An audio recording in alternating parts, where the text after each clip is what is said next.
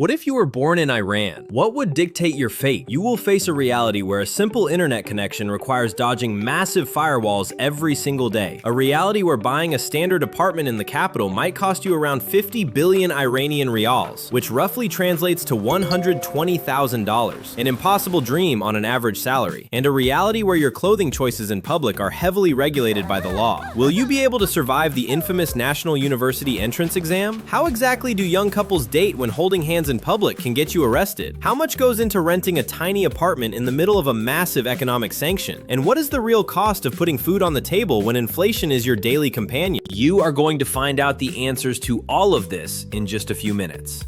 And this is Iran. Welcome to the series where we experience a complete human life, from the very first breath to the final day, across different nations around the globe. We will live through the eyes of two completely different people with average living standards. Country context. Iran holds a population of over 89 million people. It spans a massive territory, making it the 17th largest country in the world.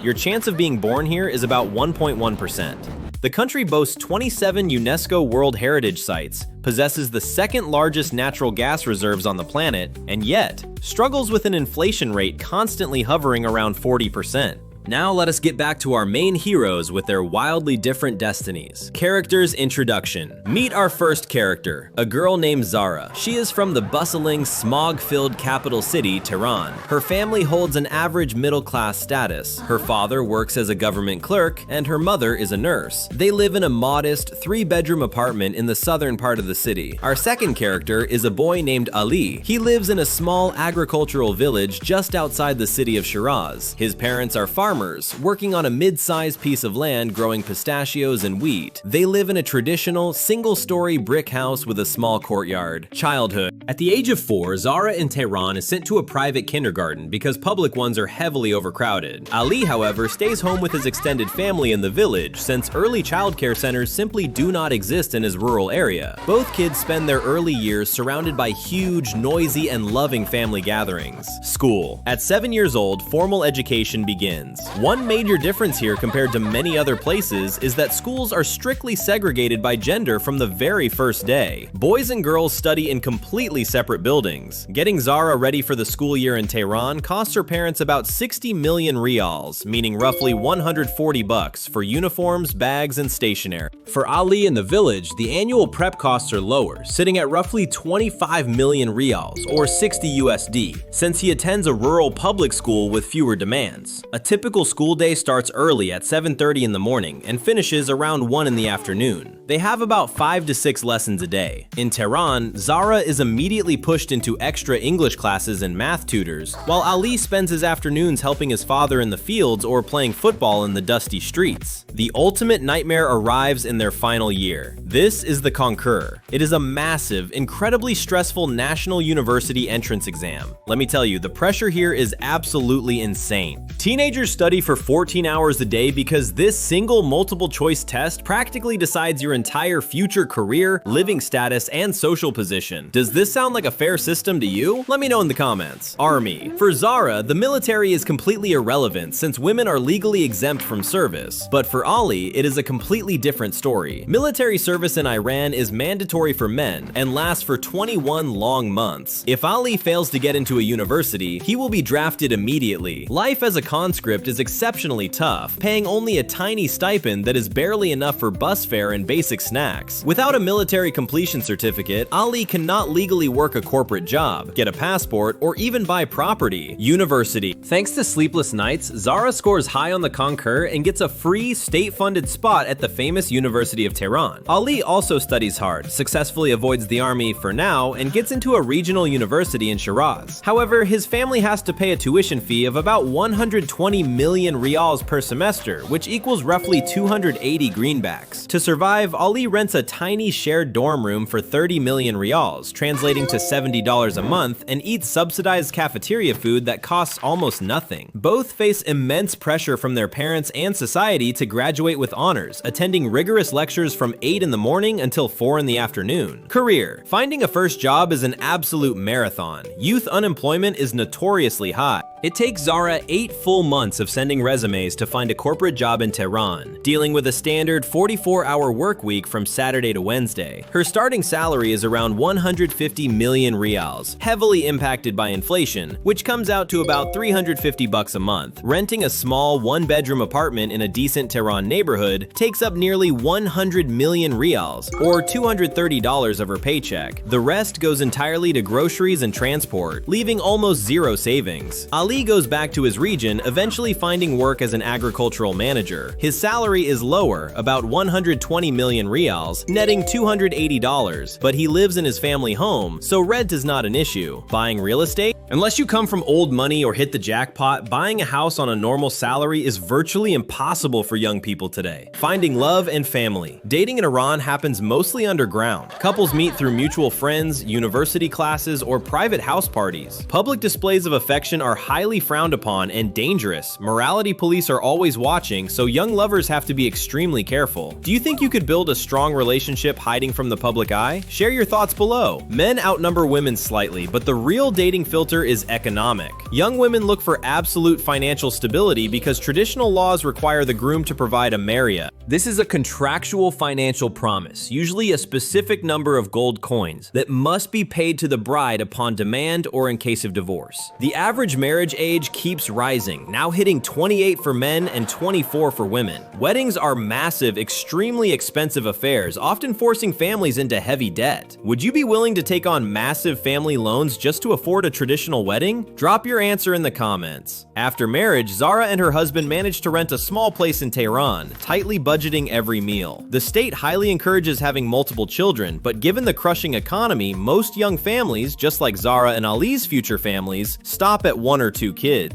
A mother gets 9 months of paid maternity leave, while the father gets only 2 miserable weeks to help out. Retirement. After decades of battling wild inflation and navigating complex social rules, retirement begins. Usually, this happens at age 60 for men and 55 for women subject to working history. The state pension averages around 100 million riyals a month, equating to an equivalent of 230 American dollars. Surviving on this alone is a gigantic struggle. Due to the high cost of living, most elders rely heavily on the direct financial support of their children and grandchildren just to cover basic medical bills, housing, and food. Conclusion: we have seen the bustling, expensive, and stressful struggle of the huge capital, and the quiet, traditional, yet equally challenging life of the agricultural village. So which life would you choose to live?